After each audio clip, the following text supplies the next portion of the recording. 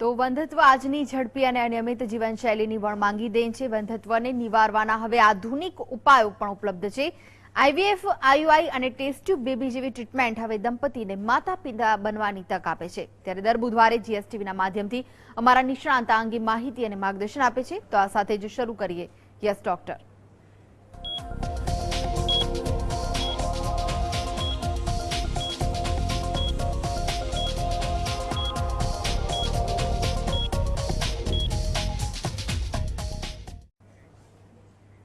તો આ અંગે જ વધુ માહિતી અને માર્ગદર્શન સાથે જોડાઈ ગયા છે જાણીતા બંધત્વ નિવારણ અને test tube baby specialist doctor Jayesh Amin. જી સર, આપનું સ્વાગત છે. સર, સૌપ્રથમ આપને પૂછવા માંગીશ કે ટેસ્ટ ટ્યુબ બેબીના અવેરનેસ માટે શું તમે લોકોને કોઈ સાહિત્ય આપી શકો છો કે જેથી તેઓ વાંચીને યોગ્ય માર્ગદર્શન લઈ શકે? દર્શક મિત્રો, અવેરનેસ ફેલાવવા માટે આપણને ખબર છે કે એજ્યુકેશન ઇઝ મસ્ટ, અને આપણને એ પણ ખબર છે કે આપણા દેશમાં એજ્યુકેશન આજની તારીખમાં પણ ઓછું છે. અને જે માધ્યમો છે એમાં આપણે એમ કહી શકીએ કે દેર આર 3 મીડિયાઝ, 3 માધ્યમો. એક એવો વર્ગ જે એજ્યુકેટેડ છે અને જે સોશિયલ મીડિયાનો ઉપયોગ કરી રહ્યો છે. એક એવો વર્ગ જે એજ્યુકેટેડ છે પણ જે સોશિયલ મીડિયાનો ઉપયોગ નથી કરતો, કારણ કે એમનું એજ્યુકેશન ત્યાં સુધી પહોંચ્યું નથી અને એબિલિટી ત્યાં સુધી પહોંચી નથી કે જેમને પ્રિન્ટ મીડિયાનો ઉપયોગ કરવો પડે છે.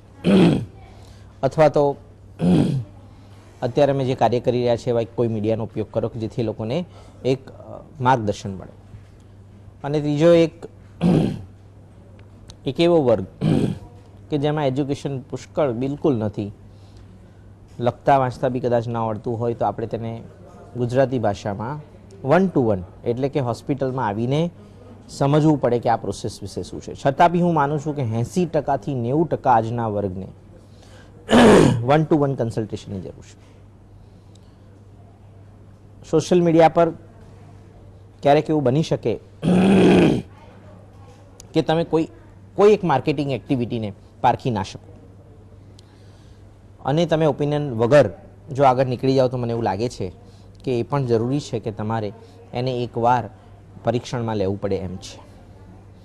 એટલે એવું કહીશ કે સોશિયલ મીડિયા તો વાપરો જ, પણ સોશિયલ મીડિયાની સાથે બીજા બધા ઘણા ઇનપુટ્સ છે. ઇનપુટ્સ સાથે રહીને, એ અનુભવના સાથે રહીને તમે આગળ વધો એવું મારું એક માર્ગદર્શન છે.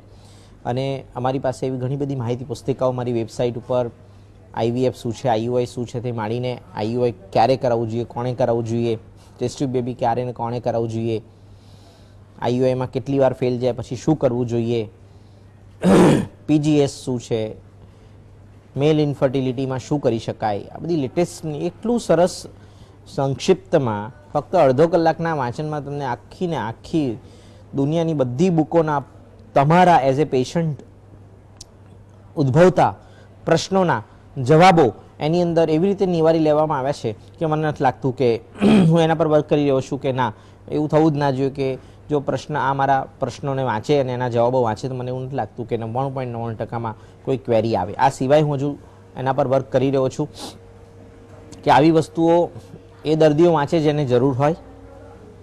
આ સિવાય હું એવું કરી રહ્યો છું કે ફેસબુકમાં જે લોકો સોશિયલ મીડિયાનો ઉપયોગ કરી રહ્યા છે એમના માટે એવા કોઈ અવેરનેસના આપણે વિડીયો મૂકીએ જે બાયસ ના હોય, જે સ્પોન્સર્ડ ના હોય અને જે કોઈ એક હોસ્પિટલના પ્રોગ્રેસ માટે જવાબદાર ના હોય. હું એવું કહીશ કે હું આ વિડીયો એટલા જ માગું છું તમે જાણો. એનો મતલબ એવો નથી કે તમે અહીંયા જ આવો, અહીંયા જ બતાવો, પણ તમે જાણો. મને એવું લાગે છે કે આ જાણકારી જ ફક્ત કાફી હશે. અને આવી જાણકારીઓ માટે ક્યાંય મને નથી લાગતું કે કોઈ કન્વર્સેશન્સ કે ડિસ્કશનની જરૂર છે. બેટર કે એને આપણે વાંચીને જાણીએ અને ત્યાર પછી આપણને જરૂર જણાતા માણસો જોડે ડિસ્કસ કરીએ જે એક્સપર્ટ હોય. અને આપણે એવું માનીને ના ચાલીએ કે કોઈ એક જ વર્ગ એવો છે કે જે એક્સપર્ટ કમેન્ટ આપીને આપણને દોરી રહ્યો છે. You can take lot of opinion. તો આ બધા જ કન્વર્ઝેશન્સ હું કહું છું જે એ બધા જ અનુભવો, આ બધા જ લિટરેચરો અમારે ત્યાં મફતમાં મળે છે. એટલે હું એવું કહી શકું કે તમે વેબસાઇટ પર વાંચી શકો છો, તમે મારા ત્યાં આવીને પ્રિન્ટ મીડિયાના લિટરેચર લઈ શકો છો, તમે મારી ટાઈમ્સ ઓફ ઇન્ડિયાની આજ ધ એક્સપર્ટ કોલમ વાંચી શકો છો. આ બધી ઘણી વસ્તુઓ છે કે મને એવું લાગે છે કે અવેરનેસ, અને તમે મને રોજ જીએસટીવી દર બુધવારે જીએસટીવી પર નિહાળી શકો છો. આ વસ્તુ કાર્ય ફક્ત એટલું જ છે કે આની અંદર તમને મૂંઝવતા પ્રશ્નો, તમને થતું ગેરમાર્ગદર્શન, આ બધી જ વસ્તુઓના તમને જવાબ મળી શકે છે. જી સર, આગળ આપણે પૂછવા માંગીશ કે તમારા મતે આ બંધત્વ થવા પાછળના કારણ શું હોઈ શકે? હું એવું કહેવા માંગીશ કે બંધત્વ, જ્યારે આવું કંઈક પ્રશ્નનો જવાબ આપીશ ને, હું એમ કહીશ કે વધારે પડતું આ બંધત્વમાં ક્યાંક હવે એવું લાગે છે કે લાઇફસ્ટાઇલ ડિસઓર્ડર થતો રહ્યો છે.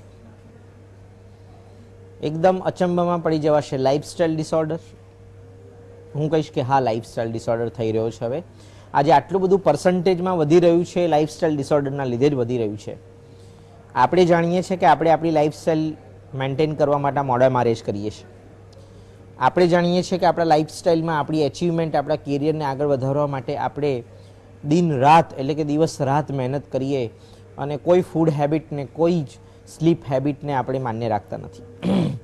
આપણે જાણીએ છીએ કે આ લાઇફસ્ટાઇલને આપણે મેન્ટેન કરવા માટે, અને આપણા સ્ટ્રેસ ફેક્ટર જે છે એનાથી જે ઉદ્ભવતો સ્ટ્રેસ ફેક્ટર, અને એ સ્ટ્રેસ ફેક્ટરને મેન્ટેન, એટલે સ્ટ્રેસ ફેક્ટરને રિડ્યુસ કરવા માટે આપણે ઘણી બધી ખરાબ હેબિટનો ભાગ બનીએ છીએ, જેમ કે સ્મોકિંગ છે, આલ્કોહોલિઝમ છે, ટોબેકો ચૂવિંગ છે. આપણે જાણીએ છીએ કે આપણું જે ભગવાને બનાવેલું જે યંત્ર છે એને ઓવર યુઝ કરી રહ્યા છે. એ એમ કહે 6 કલાક યુઝ કર, પણ તમે 16 કલાક યુઝ કરી રહ્યા છો.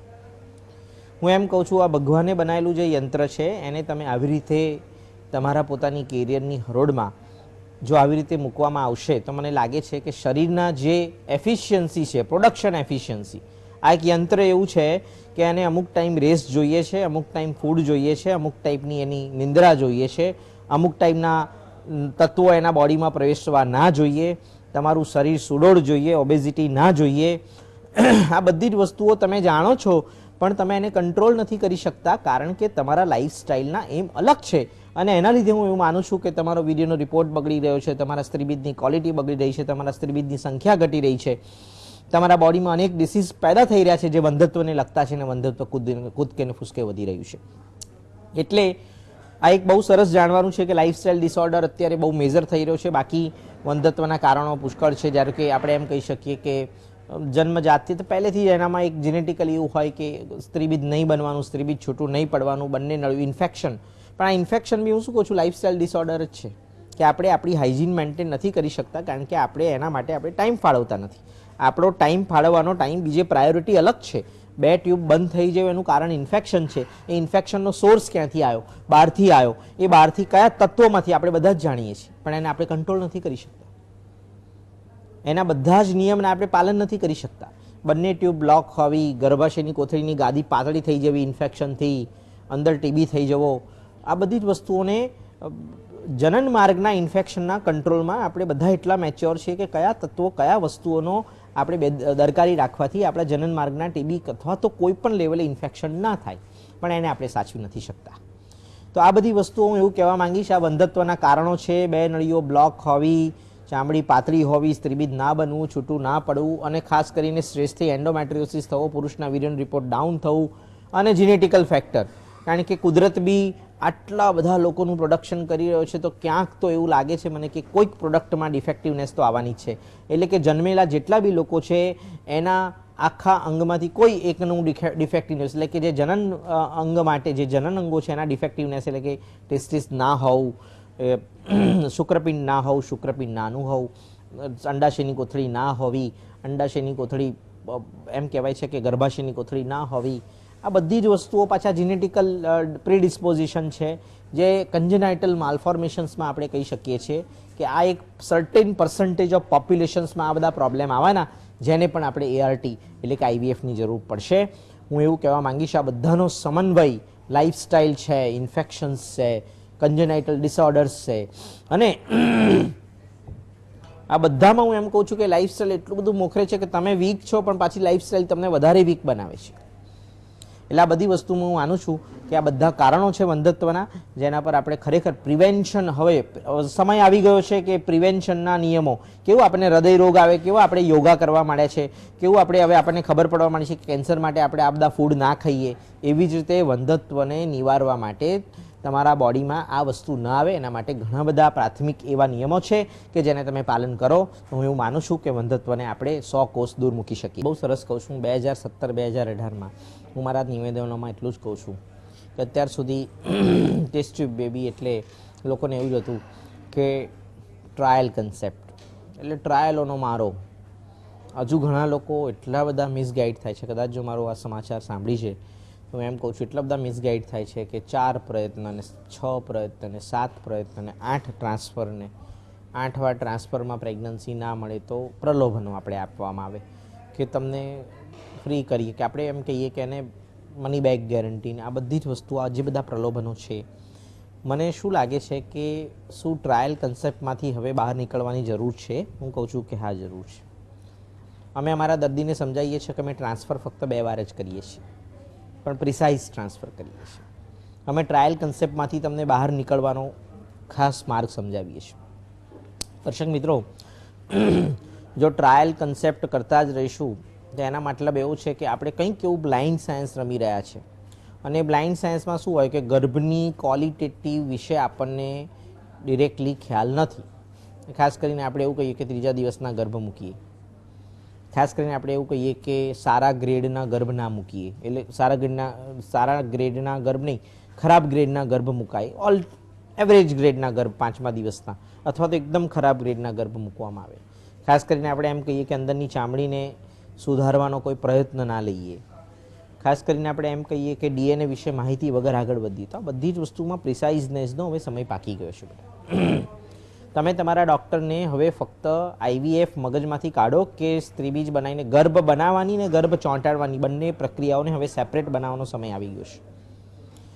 કુદરતમાં જ પાવર છે કે ગર્ભ બનાવીને અને ગર્ભ ચોંટાડવાની પ્રક્રિયા સેમ સમયે એ 99% કરી શકે છે. બાકી જો આર્ટિફિશિયલી આપણે ગર્ભ બનાવીએ અને સાથે ગર્ભ ચોંટાડવા જઈએ તો 1000, 150 થી 250 જ પ્રેગ્નન્સી મળે છે. દર્શક મિત્રો, એનો મતલબ કુદરત ચોંટાડવાની પ્રક્રિયાને સાચવી નથી શકતી જો આપણે આર્ટિફિશિયલી ગર્ભ બનાવવા જઈએ ત્યારે.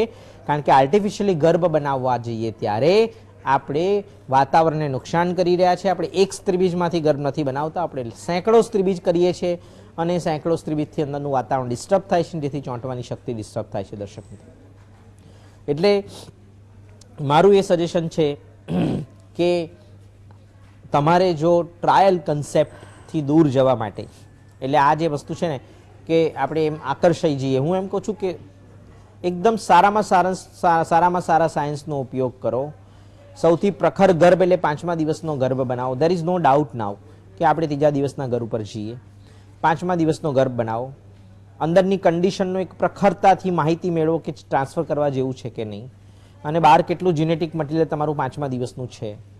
અને જો બહારનું જીનેટિક મટીરિયલ ઓપ્ટિમમ હોય ને અંદરનું વાતાવરણ સારું હોય તો આપણે 15-25% ચાન્સ આપણે લઈ શકીએ છીએ. બાકી ગર્ભને થીજાવીને 1 મહિના રાહ જોઈને પછી ગર્ભ ટ્રાન્સફર કરવામાં રિઝલ્ટ્સ આર પુષ્કળ પ્રમાણમાં રિઝલ્ટ્સ મળે છે.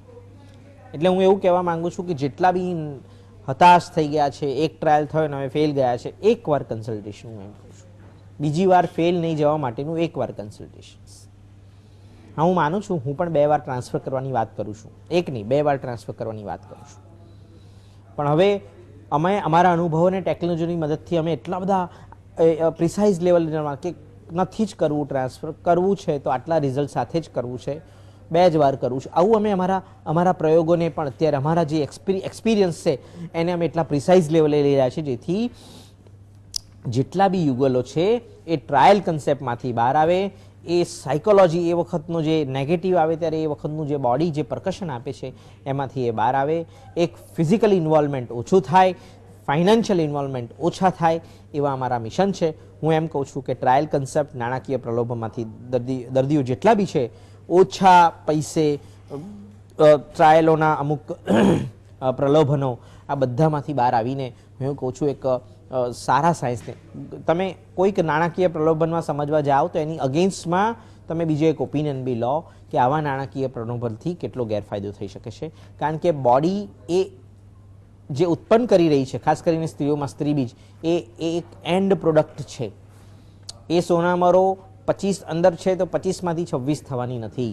જો એનો બરાબર ઉપયોગ નહીં કરવામાં આવે તો આપણે થર્ડ પાર્ટી ડોનેશન્સનો ભોગ બનવું પડશે. એક એક ટ્રાયલ તમે થર્ડ પાર્ટી ડોનેશન્સમાં કન્વર્ટ કરે છે. એટલે હું કહીશ કે ના, જો આ થર્ડ પાર્ટી ડોનેશનના રાક્ષસને આપણે નિવારવો હોય તો હું એવું કહીશ કે ના, પ્રિસાઇઝ ટ્રાયલના કન્સેપ્ટમાં આગળ જવું જોઈશે. અને એમાં ક્યાંય એવા વાક્યો ના આવવા જોઈએ કે ના આવું હોવું જોઈએ, પણ આવી જ હોવી જોઈએ. ગાઈડલાઇન્સ હવે સ્ટ્રિક્ટ થવી જોઈએ કે ના આવી જ લેબ હોવી જોઈએ, આવું જ હોવું જોઈએ. તો જ દર્દીઓ ઓછા હેરાન થાય. વધારે આઈવીએફ સેન્ટર કરતાં પ્રિસાઇઝ આઈવીએફ સેન્ટરની જે આપણી પ્રિસાઇઝ ગર્ભ ટ્રાન્સફર કરવાની આપણી જે પદ્ધતિ છે એના પર ફોકસ કરવાથી મને એવું લાગે છે આવા વારે ઘડીએ ફેલ જતા દર્દીઓ નાણાકીય પ્રલોભને આપણે અટકાવી શકીએ છીએ. જી સર, તમે જીએસટીવી સાથે જોડાયા દર્શક મિત્રોને જે માહિતી અને માર્ગદર્શન આપ્યું તે માટે આપનો આભાર. તો આ સાથે જીએસ ડોક્ટર માં આજે બસ આટલું જ. મને રજા આપશો. નમસ્કાર.